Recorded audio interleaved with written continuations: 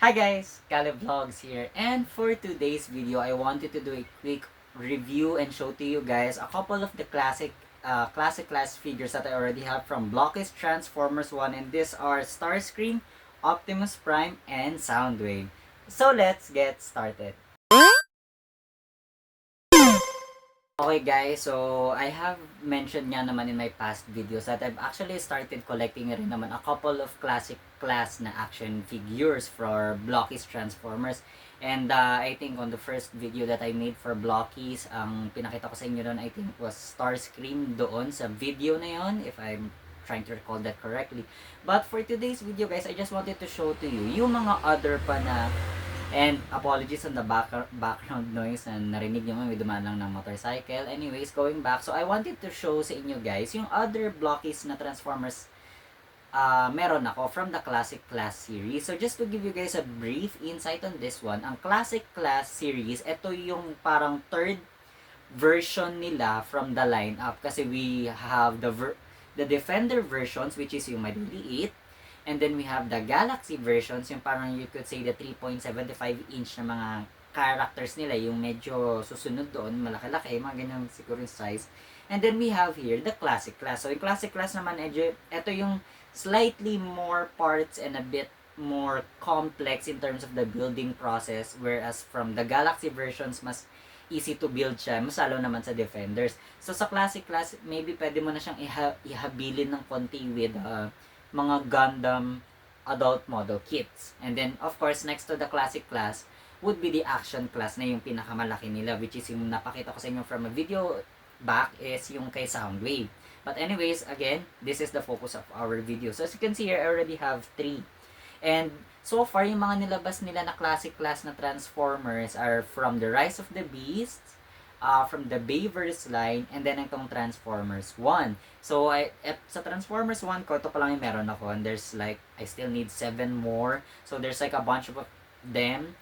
I'm still missing si Optimus Prime, ito na pala. Si Bumblebee, si Ironhide, si Elita 1 for the Autobots. And then, for the Decepticons, we're still missing Megatron and Shockwave. And then we have si Megatronus Prime, yung pinaka-recent na na-release, na I think it's the last one to cap off the Transformers 1 line, and si Sentinel Prime. So definitely naman, I'll be, earning up, putting some time, to prepare for it na mabili ko din naman siya. Tapos siguro gawan ko na lang siya ng video para mapakita ko naman sa inyo. But anyways, let's now actually, move to this part naman since na ito naman yung purpose ng video natin. I guess we can start off first with the boxes. So, I do have to say, yung mga box arts nila and design they look very nice. I like the shiny finish to it. So, ito yung kay Soundwave. So, ito yung front niya. And then, here is the side. So, ayan, pinapakita naman yung itsura niya, the front and the back part. And then, here you can show na yun nga, posable siya. And then, ito nga siya, yung parang galing siya sa placard. Again, this is similar to Gundam kit nga. And then, ito, na-appreciate ko tong side na to. Kasi when you like, siguro pag di-display mo siya sa kwarto, you don't want to throw away the box, you can display it like this. Na nakikita tong side kasi you can see the Decepticon logo, the Transformers name, and see Soundwave of course. And then ito rin yung top part, actually you can also place it like that. Pero kung ako papapiliin mo, i-display ko to on a shelf like kita yung box, I would prefer na ganito siya. And then next naman we have here si Optimus Prime. So medyo same colorway siya kay Soundwave, na blue din yung color ng box niya. So ayan siya, si Optimus Prime. And then here's the side. So again, you can see him there naman with the Autobot insignia. And then the back part that show to you na meron siya mga couple of accessories that you can get. So ito yung mga na-appreciate ko naman kay Classic Class dahil meron siyang mga other accessories na kasama. As you can see from the picture na meron siya yung axe, and then the back part shows you na meron din siyang barrel. And then the last one here naman is we have si Starscream. So this does look nice. It looks very nice. Ito naman red yung color ng box niya. Then here's the side again, the back part, and then the other side. Then here's the top part. And then if you notice nga naman, some of the Classic Class na Transformers 1 lineup nila, meron silang mga ni-include na mini vehicle modes. So for Starscream, ang sinama nila si Megatron na vehicle na tank mode niya, which is, some of the things na na-appreciate ko naman when Blockist does something like this. So again, so far these are the only 3 that I have for the Transformers 1 lineup, and abangan niyo yan sometime soon, na alam mo yun, oops, nahulog siya. Na magkakaroon din tayo niyan, i-add natin siya. So yeah, I think right from the start naman nakita niyo na detach ko siya sa platform niya kasi nga actually they are detachable. Now let me just actually change my camera nung naka top down view para instead na nakikita nyo naman yung mukha ko lang tapos yung figures from afar, better na mas makita nyo siya close up and from a top view aspect so that I can show to you the figures up close. So let me just change my camera. Okay, so as you can see, iniba na natin yung setup, and again, whenever I do my Blockis videos, I just want to say sorry kasi nakikita nyo tong piece na to kasi again, I haven't bought a new tripod stand or at least yung nakiklip na phone holder para at least hindi nyo na to nakikita. I really apologize for that, but I also want to say thank you kasi na-enjoy nyo kahit paano to watch the video even with this annoying black part of the tripod stud visible in the camera. But anyways, kaya ako to na pinalitan para mas makita nyo naman yung figures close up. So let's actually start with kay Starscream muna. But before I show the figure, just wanted to show sa inyo ano yung itsura ng base niya up close. So as you can see there, meron siya mga pattern designs and art, and then yan, yung kita nyo meron yung logo ni Blockies, and then ito yung parang stand. And then as you can see, there are like this accessory pieces na, by the way, are detachable naman. So we have a big one and a small piece naman. So pwede mo siya actually attach in any of the like the open hole areas na nakikita nyo. So ayan siya, parang it serves as like a paano ko ba, design or arte, whenever you post it on the stand. So ayan yung isa sa mga accessories na kasama, rather inclusions for the set. And then of course, we do have yung parang mini vehicle mode. So again, this is Megatron na vehicle mode niya. So he does transform into a tank in the movie. So this does swivel around. It can do a full 360. So ayan naman siya, hindi naman siya rollable, so it's just hard plastic. And then ito na medyo na move slide, so pwede mo siya siguro pesto ng pataas ng ganyan or lower, but ayan lang naman siya. It's a small inclusion naman. Again, it's a nice thing naman. I think the other sets have yung mga other vehicle modes. I think we have an Optimus Prime, we have Elita 1, tas I'm not sure if meron pang isa pa, if there's like total of 4 of them, but anyways, ayun yung isa pang inclusion. And then now we can actually proceed with the actual figure itself. So let me just also put yung mga additional na So just an FYI to you guys na meron din silang mga inclusion na pwedeng replaceable hand pieces. Kasi again, you can change them up naman. So ito si Starscream. And also just an quick FYI that classic class figures actually have yung parang light up function nila. So when I say light up function is this one. So I just need to tap it hard. So ayan, as you can see, nakita nyo nag-glow yung eyes niya. So all the classic class na mga figures, not just from Transformers 1, have this feature na light up. So that's a nice thing that Blockies has made. So syempre, definitely over time, pag matagal naka-display tapos hindi naman lagi nag-on, pwede na mamatay na yung or like hindi na nagwo-work yung light up feature na, so you have to replace the battery. So that means dismantling yung certain body piece niya for you to change the batteries for it. And just an FYI na after I tap it, I think after a minute or so, namamatay din ulit yung ilaw, and then it'll turn on again when you like siguro tap it that hard. But anyway, sorry, I digressed on that part. So eto na si Starscream in all of his glory. So he really does look nice. I love yung feature ng design. So there are a couple of articulation pieces here starting from the wing. So as you can see, they do adjust. Pwede mo siyang ipwesto in a way na depende sa'yo kung paano mo gustong ipaarte yung itsura. So it does move up to that back. Hindi nga lang siya nagpo-full close. And then even the small parts also they also adjust, so you can adjust them accordingly. So ako medyo tinitilt ko lang siya ng in a way na hindi sobra-sobra. So ayan, namatay na yung light up feature ng eyes niya. Ngayon, in terms of the head naman, there's medyo limited yung movement niya ng left and right sa ulo. Sa tilt down and up, ganun din. Pero he can still have a full 90-degree turn ng head niya. So ayan naman, actually kaya niya yung buong 360 ata kung tutuusin. So ayan, nagagawa ko na. Nakita nyo naman. And then of course, the hands or yung arms niya din naman, they move properly nga naman. So you can put it straight na ganyan, and then you can put it up here, and then as you can, if you notice yung feature niya na it does move up a bit, so that's a nice feature that Blockist does when it comes to their classic class figures. And then of course you have the yung sa parang elbow area niya, so he has good articulation naman up to a 90 degrees, so as you can see. And then for the hands, merong slight na articulation naman. And then of course, ganun din naman sa back part na to. And yeah, the guns also move, but you know, I always prefer them na naka-diretso lang naman. And then for the waist naman, because of this, itong part nung body ni Starscream, this one, I don't know why it's actually a bit loose. So I guess this is something that it's attached on somewhere. But anyways, parang dahil meron siya niyan, hindi tuloy siya maka-full na turn because of this particular piece right here. So wala, unfortunately, medyo hanggang ganyang twisting lang meron siya. Then yung skirts niya, these are actually nali-lift up. So the reason why it can be lifted up is of course you can do, you know, like a full split for Starscream, but that's not something naman na I would want to, you know, display him.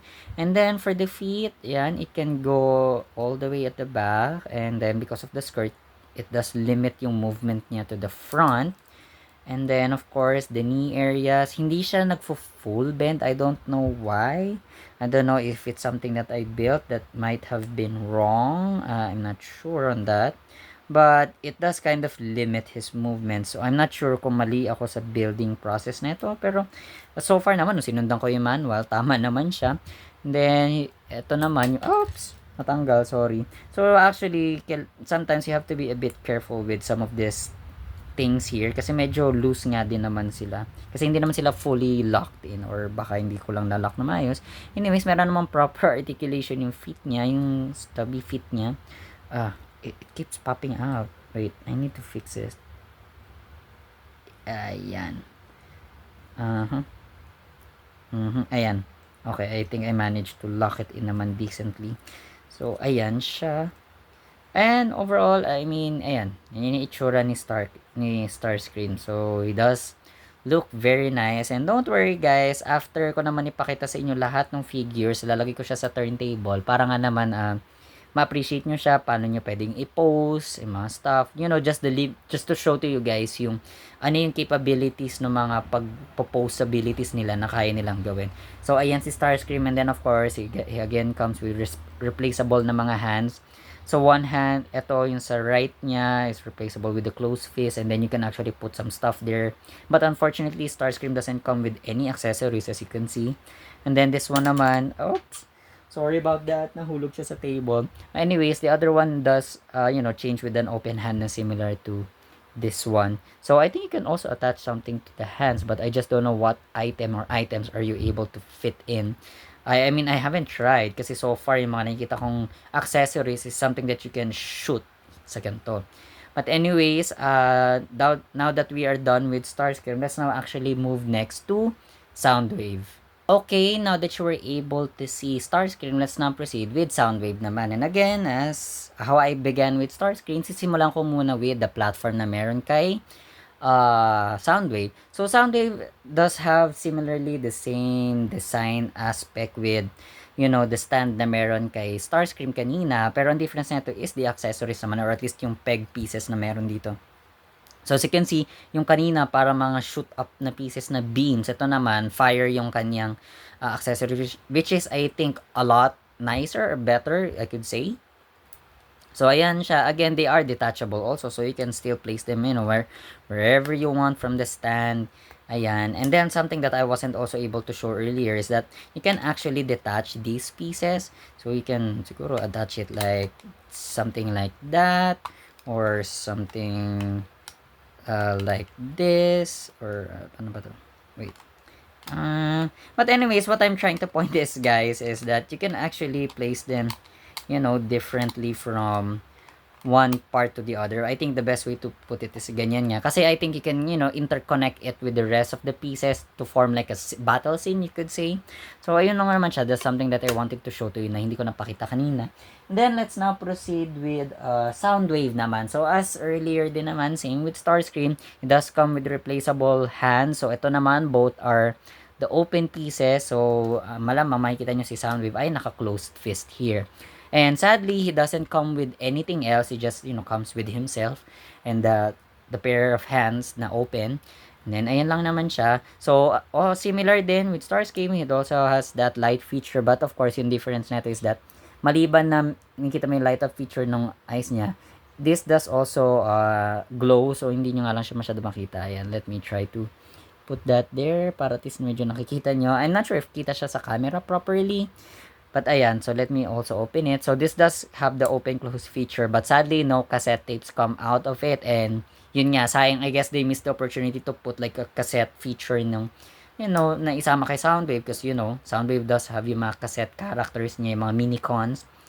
Then anyways, in terms of the possibility of this one naman, I really appreciate yung parang articulations na meron kay Soundwave. And just an FYI din guys, that Soundwave was the first character that I bought. Kasi I did mention in a couple of videos for Blockies related na Soundwave is my favorite Decepticon. So it's not Shockwave, it's not Megatron, it's Soundwave. So ayan siya.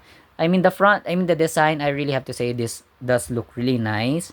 Then the back part din naman, even though it's very plain and simple, I still like the printing and everything that they've done on it. Even the back part shows yung mga speaker parts niya. Like, overall, it's just a really detailed Soundwave, I have to say, for a classic class. And then, ito naman yung parang beam turret niya. So, ayun nga, up and down lang siya. It doesn't swivel to left and right. So, it's not like the ones na nakikita niya sa Galaxy version. And, Defender version na itong piece na to is umiikot. So, sadly, dito, ganito lang siya, up and down lang. In terms of the head, he has good articulation to, to tilt his head left and right. Maganda, actually. Then, the front and the back, maganda yung movement niya. And then, of course, it does do full turns and a 360. The body niya dito, na ito naman ang na-appreciate ko kasi sa body niya, kaya niya yung full 360 na ikot. So, you can place it like that or something like that. So, yun naman yung kina-appreciate ko dito. And then, with the shoulder features, ganun din siya. Medyo similar kay Starscream. May ability siya to, put it that up, put it that down. And then, yung hands niya, kayang full flat na 180. And then, of course, ito, isa pa palang feature na hindi ko napapansin. Meron rin siyang articulation piece dito na pwede siyang ganyan na set up. And then, ito, I also appreciate this. And then the hands, unfortunately, hindi actually ito na-turn tong hands niya. So, hanggang ganyan lang siya. 90. And then, of course, the hands itself have some articulation. Pwedeng pag ganyan-ganyan siya. Then, for the leg part naman, ito I think, na what's different from this one with Starscream is that ito meron siyang parang pulling piece na pwede mong ma-adjust yung height niya. So, in a way, parang he would look a bit taller. Or at least ang purpose nito is that you can have, better posing styles. I mean, in a way na ganyan. Then, kapag binaba mo siya, of course, pag gusto mo lang naman siya na naka-standing, pwede din naman yan. And then, for the feet, ayan, as you can see, is able to do a full split. And then, ganun yung backwards niya. Actually, maganda yung niya. Kaya niya mag-full 90 ng full front and full back. And then, for the knees, ayan, maganda yung bending niya. Actually, I like that one. Very nice siya. And then for the feet, ganun din. Similar to Starscream, pero this one has more like, movement and possibilities. And, overall, I really like yung how they made Soundwave here better. Kasi as far as I know, yung mga first wave kasi ng mga nilabas nila pa, of course, it's a developing feature for classic class. Hindi lahat sobrang ganun pagkaganda. And then, I believe kasi ito, si Shockwave at si Ironhide, yung parang second batch ng mga classic class na Transformers 1 figures na lumabas. Kaya ito, na-appreciate ko siya. And overall, I just really like Soundwave here. Gusto ko yung pagka-posability niya ngayon. He looks a lot more menacing. Sayang nga lang wala yung baril niya. That could have been like a very nice accessory na pwede nilang isama sana dito. Sayang nga lang, di nilang sinama. But overall, Soundwave still does look very nice and awesome. And again, as I mentioned with the Starscream show and tell sa inyo kanina, ilalagay ko rin sila sa turntable para nga naman mas ma-appreciate nyo, and then the different possibilities that you can do with with classic class. Para nga naman hindi lang yung ganito na nakikita nyong close up, me showing yung mga movements and stuff. So, ayan, that is Soundwave. And then, let's now actually proceed to the last figure that I'm about to show, which is si Optimus Prime.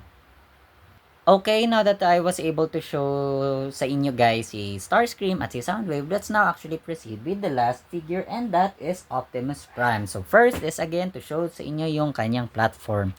So ito siya, pretty much the same naman yung design and everything, pero yung difference is this one naman. So it's similar with Starscream actually, yung parang beam tingis na sinasabi ko sa inyo, pero of course since it's an Autobot, so Blockis made it blue naman, which is I think this does look a lot cooler than the red one, I have to say. I mean, it looks kind of like yung kryptonite, or at least yung itsura nung mga yellow, yun yung dating niya sa akin. But anyways, it does look nice. And then what I like most about here kay Optimus Prime, and let me show to you, he does come with a couple of accessories actually. So let me show sa inyo guys yung actual figure itself na. So we have here Optimus Prime, and then as you can see there are a couple of things. So he has both open hands and then one closed fist, of course kasi yung isa na gamit kung saan nakapeg yung gun ngayon. And then the difference is he also comes with a exchangeable face. So you can actually palitan yung mukha niya from with a closed mouth with an open mouth. So ako, since I'm a very OG type, or at least very always wanting the original look, I would always want si Optimus na naka-close mouth. So I haven't actually done yung nire-replace yung face niya, kasi I think the instructions to show is that you have to remove again yung certain pieces to change it for the open face. And don't worry guys, bubuksan ko naman siya, at least mamaya sa turntable papakita ko siya nung eto yung gamit naman na face, para nga naman makita niyo yung appreciation, and maybe this video might help for you to decide to get this one if you're thinking ganto ganyan. And then anyways, this is also the same as the rest. It does have the light up feature, and that actually just looks very nice. So ito yung mga one of moments na kung saan merong light up feature na it just works so well with the character. So as you can see, nag-glow yung eyes niya. And then ito nakikita niyo yung centerpiece, and what I love about this one is that you can actually open this part to see the matrix of leadership, and then yan, yung nag-glow pa yung feature niya. So unfortunately, you can't take that out, it's just there, but that's just a very awesome feature that you can see for this figure. Then overall, let me just remove siguro muna yung gun niya. So ayan, ito yung barrel niya actually. This also took like a couple of pieces to build naman, pero nothing too complicated. It's just a very quick build naman. And then he also does come with the Energon axe, as you can see. You can actually put it here naman sa hand na to, or that one. So this is also replaceable. So let me just remove that first, and then replace it also with the closed fist, para mas mapakita ko muna yung articulation setup nito. So what I really like about this one is, of course, meron siyang many possibilities. As you can see, pati to nag-a-adjust to so that you can put it properly ng something like that. And then the same naman, meron siya yung feature sa shoulders that goes up and down. Head also articulates properly up and down. That's very nice. Full turns. And then ganun din sa waist niya. Siguro hindi ko lang gusto dito is that I don't know if you can see it closely sa camera, pero meron siyang parang very very small gap here that you can nakikita siya sa likod, kasi hindi siya nagpo-push all the way in. I don't know why nung una, siguro baka mali ako or hindi ko lang na-push enough, but I've been doing it like a couple of times and it's just not really going down. So yun lang naman yung issue ko here. Then yung parang skirts niya here, they move a bit. Terms of the forward position, hindi siya sobrang kaya niyang mag all the way up because of the skirts, pero sa back part ganun din, hindi rin sobra yung movement niya. Then for the hand, eto ang napansin ko naman na difference. Yung sa kanina, ay hindi, actually kaya din pala kay Soundwave yun. Kala ko hindi. Pareho naman sila na kaya yung gantong feature. Ito lang yung parang namumove. So ayan siya. So he is overall, very nice naman na figure. Ito naman, knees, they bend properly, they bend well. That's something that I appreciate. And then of course, the foot naman, medyo limited yung back part movement niya, but you're not gonna like pose it naman ng sobrang ganyan. Move forward niya maganda, left and right niya, it's very good, maganda yung positioning niya. And overall talaga, I really appreciate what Blockis has done for Optimus Prime na classic class. I mean, he just looks very detailed. Yun yung masasabi ko. And then here's the back part din pala, kung hindi ko pa pala napakita. So ayan siya, and apologies on the background noise na maririnig nyo kasi may dumaan na loud na tricycle, so I'm really sorry about that one. And then, ayan. So, I just really appreciate overall. And then, I love yung mga subtle touches ng yellow, of course. Like, and of course, the inclusion of the accessories. Yun talaga eh. Masabi ko, ang ganda nung uh, Energon axe niya. And, you know, it really looks nice. Although, medyo weird nga lang yung finishing na blue siya. Tapos, parang hindi nga siya, it doesn't look that yellow. It's actually looks a bit greenish yung finish. Then, of course, here's the gun kasama niya. So, overall, I really like the design, or at least yung how Blockies made the finish for Optimus Prime. Then ako naman, para at least na-feature lahat ng items niya, ganito ko siya sinet up. Yung isa close hands, so that meron yung hawak na barrel, and then the other arm is transformed into an Energon axe. Para nga naman na-appreciate ko yung full features na meron siya. But anyways, ayun naman na lahat silang tatlo. Let's now actually put them on the turntable. Ma-appreciate nyo yung mga of course, the articulations and the possibilities that you can do with the classic figures. And I hope you guys enjoy the next segment.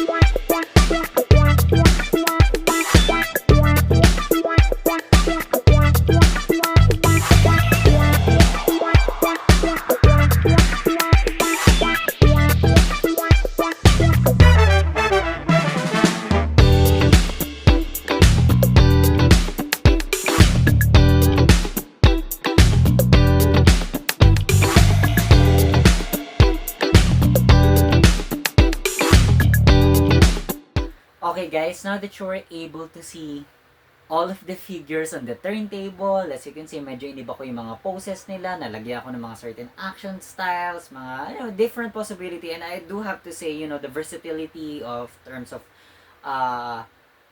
possibility ng mga characters ng action class from Transformers Blocks. I have to say, it's really spot on, and I have to say, Blockies does continue to keep making it better and better for each figures that they've released. And again, I really look forward na makomplete ko na yung Transformers 1 na classic class set from Blockies, so that I can put it in my shelf, kasi ang target ko actually dito ko siya ilalagay sa parang top shelf na to, naka-complete siya, so diyan ko siya kikita. And abangan nyo na lang yung mga videos ko pa in the future about more videos ng ganito.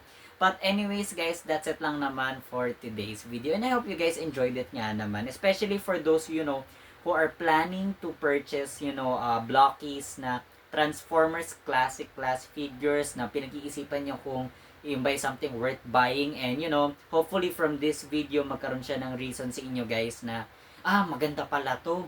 Sige, kukuha na ako. And just, to let you guys also know nga naman, na each classic class figures here that's being sold in the Philippines is only cost 999 pesos, guys. So, yes, medyo mahal pa rin siya, 1,000 pesos, pero you're getting your money's worth for this one. Yun lang naman ang masasabi ko talaga. Sulit siya, di siya ganun kamahal, maganda yung build, I like the design, very detailed siya and everything, ganda ng possibilities niya, yung versatility of, movements ng characters, and especially kung mahilig ka sa pag-display or photography, these are figures that are very worth doing it so. But again guys, that's it lang naman for today's video, and I hope you guys enjoyed it nga naman. If you're not yet subscribed to the channels, please do so and turn on that notification bell para nga naman updated kayo sa mga uploads ko in the future. Like this video if of course you like this video, and comment down below guys what other figures you would want to see in the future. Let me know in the comment section. But that's it lang naman guys for today's video, and this has been another episode of Kali Vlogs. Thank you guys for watching. See you guys next time.